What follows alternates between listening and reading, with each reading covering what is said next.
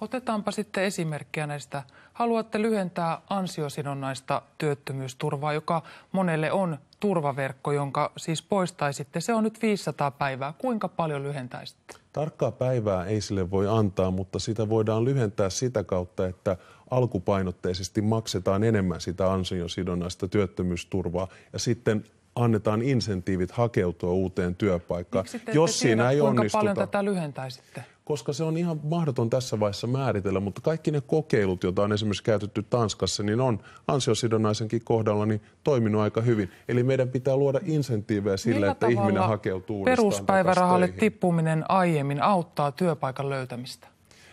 Ei se tietenkään auta, mutta meidän on luotava sellaiset mekanismit, joilla sen yrityksen kannattaa työllistää. Siksi puhuin pitkäaikaistyöttömän helpommista työehdoista päästäkseen töihin. Te puhutte yrityksestä, minä puhun työttömästä.